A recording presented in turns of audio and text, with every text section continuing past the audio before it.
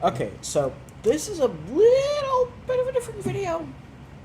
I wanted to take a moment to discuss, and this is going to be in no, high quality message, just basically just me talking on a black screen. I wanted to talk about how I got into the EAS community.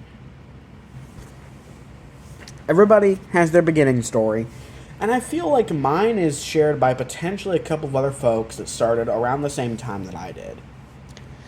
So, the year is 2017. That's all it is. I think it was mid 2017 ish. Because I remember North Korea had been performing some missile tests, as North Korea is one to do. And I started wondering, I would have been.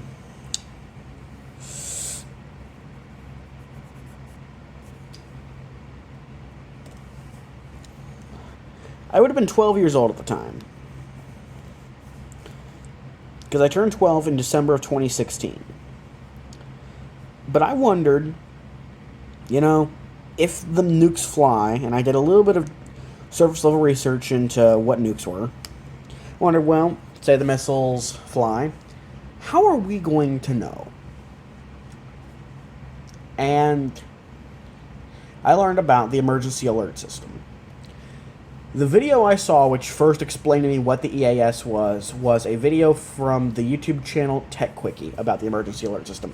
Looking at it now, it's a pretty surface level overview, but it does cover some of the key points of it. And I thought, okay, well, I had heard the EAS before plenty of time, mostly for flash flood warnings, but for some SVRs as well. But the tones scared the shit out of me. Like, even whenever the announcer come on the radio and say, "This is a test of the emergency alert system. This is only a test. You have no need to panic." I'd get scared shitless. But, I mean, I was little. What do you expect? And you'd have the Easy Plus graphics popping up on the TV, and that black or blue screen would... Yeah. But, so I looked on YouTube and I discovered EAS scenarios.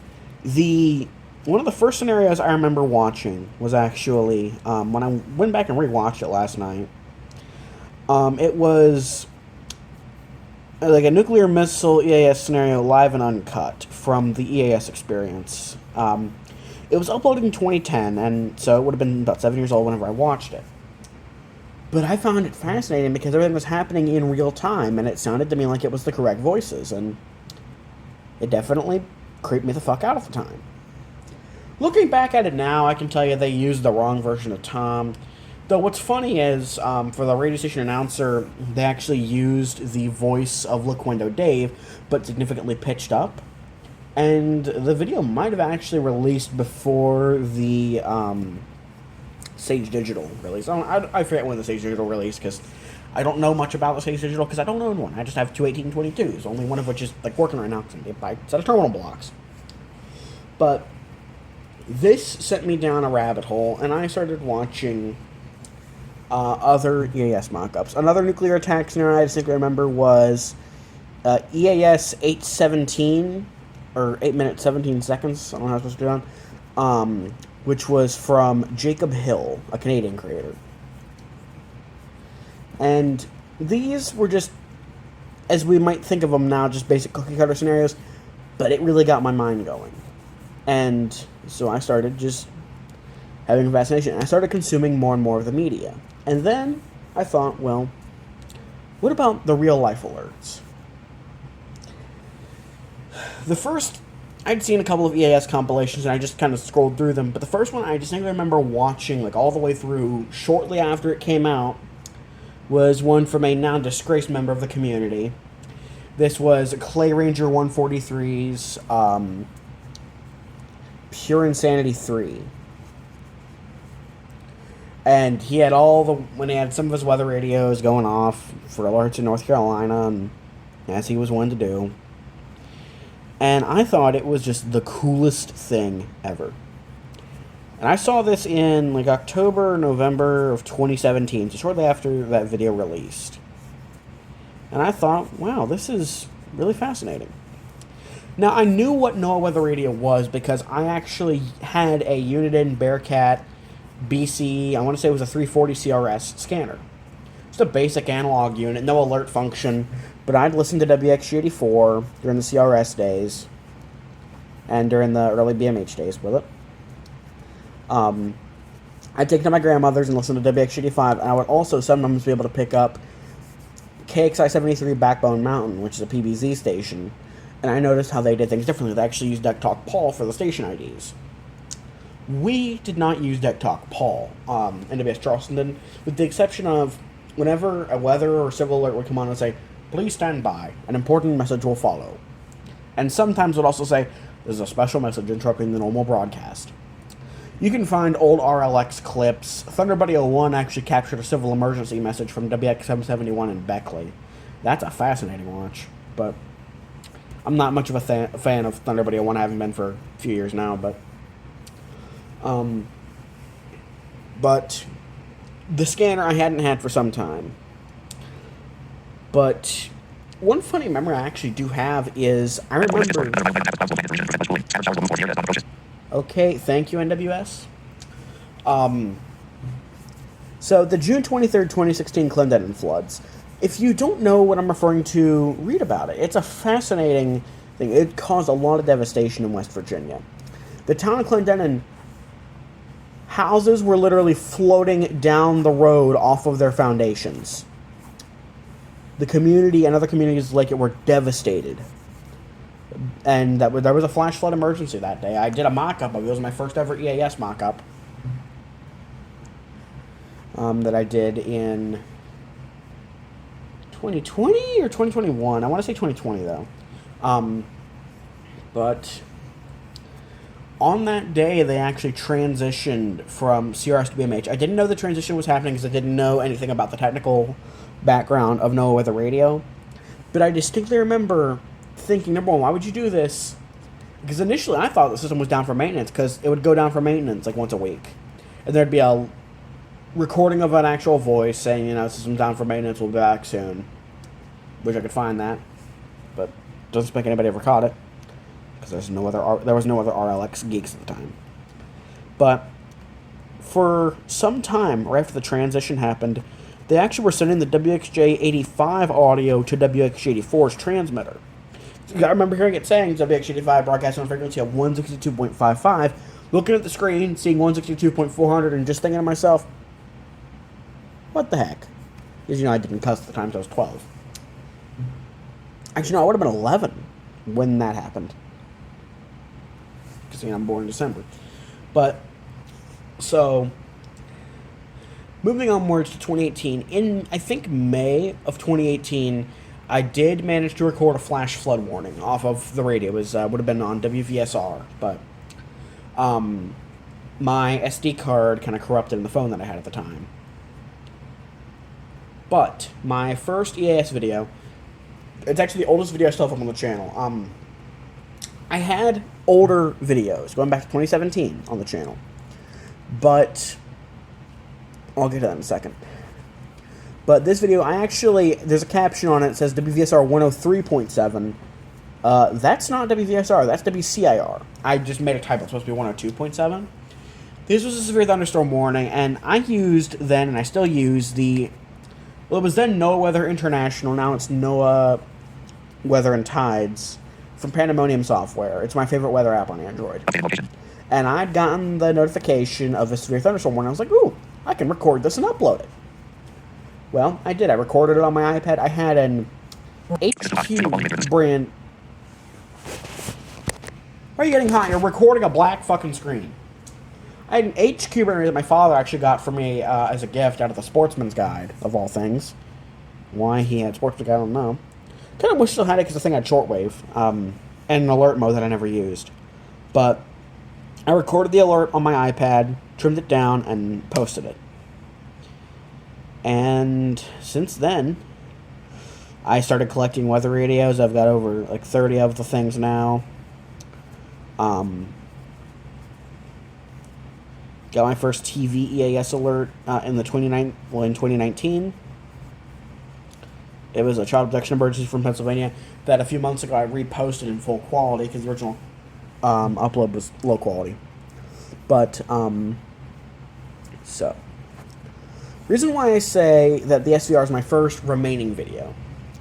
In 2019, when we had the National No Weather Radio glitch, the your license is expired glitch, I recorded a bit of it from the Big Shitty 5 and posted it on YouTube. And I also recorded me calling RLX, letting them know about the situation and that it wasn't just them, because... Yes, mother, I get it. And that's the phone yakking at me, telling me my left earbud in my case are at 100%, my right earbud's at 75, but... I was recording me calling RLX and saying, oh, it's not just your office, because I saw a clip from California, and Pittsburgh stations I was getting at the time on my 120 were doing it as well. Someone commented, I don't remember who, and basically said, this is happening everywhere, they probably already knew, your calling didn't help things, you're annoying, you have a whiny voice, and you're a bitch, or something. So, I deleted that video, and I kind of wish I hadn't. And I also deleted everything pre-EAS number 1. There was no other EAS content. There was a review of a WeatherX radio I had, but it was a very poorly done review, and it had an aftermarket antenna because I broke the original one. There was a video showing how to get like Microsoft Sam, Mike, and Mary on Windows 7. To use the NVDA. And that was just filmed on my iPad with a CRT monitor. It was like a crappily done trailer in iMovie that actually, the music I used in it was actually a shitty, like, 8-bit remix of the Mario World Overworld music that I bought for 99 cents on iTunes because I didn't have the original thing, and I was 12, okay, I didn't know what to do, and I wanted to use some retro game music, and I was like, oh, it's 99 cents, I can do that. It'll make me look cool. It didn't. Now, I actually did post content before on the channel. It was originally Simulated Excitement, but it was originally something me and my cousin did. We posted 2 videos. The channel name was Obsolete Kids. We were little, one of them was a half-assed review of the Game Boy Pocket. We had one game part. It was some Looney Tunes derived game. It was something Lucas found at the house. I thought it was 1989 because the system was from 89 because I didn't know the difference between the Pocket and the original Game Boy. So no research, just filmed on an iPad. You barely see the screen. And the second video was just a channel trailer with me just dicking around on a piano in GarageBand, and I just put titles over it. And I distinctly remember having Lucas, my cousin, who you've seen in a couple videos. The channel logo was a stock photo of a Commodore PET with the text "Obsolete Kids" photoshopped onto the display of it, in a completely modern font, and it was super horribly done. But you're not missing much from the original days of the channel, the 2 Obsolete Kids videos, or the early Emulated Excitement videos. No copies exist of any of these. Well, the NWR glitch, though, the nationwide expired glitch, I can potentially try and recover some footage of that from the Big Shitty 5. Because I actually, for some reason, did a live stream of it, doing that in real time for like 30 minutes to Facebook. I haven't used Facebook in a while. I mean, I recently had to make a post on it, but before then, it had been over a year since I used that, I think. I might be able to go back and screen cap some of the footage there. But I don't know if it's really worth it. But, so, yeah, I started becoming interested in the EAS in 2017, joined the community by uploading my first video on June 17th, 2018, and now we're here. Well, now I'm here almost 5.5 years later, and it's been a wild ride. I've done a decent amount of things, and honestly, I've really enjoyed it. And I know I've kind of cut back from the content recently just because I'm in college. But by golly, I'm still trying to record what I can. Like, the RWTs ain't going to happen because I have a history class at 11 a.m. But I'm still trying to catch what I can. If there's severe weather, I'm going to try and record it. If there's a monthly test, I'm going to try and record it if I just remember when it happens. I've still got reason. I mean, I just got the Emerson earlier today, and I've still got the WR11 here.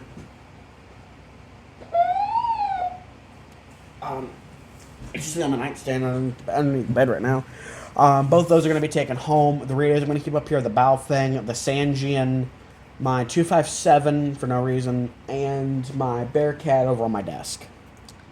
I'm not going to have anything more than that up here because I don't want to be I don't want my throat slit by my roommate, but I don't have the space. They don't want power strips up here for some asinine reason. But you're selling alcohol to kids 21, but you won't even let me have a freaking power strip. Suck my balls. But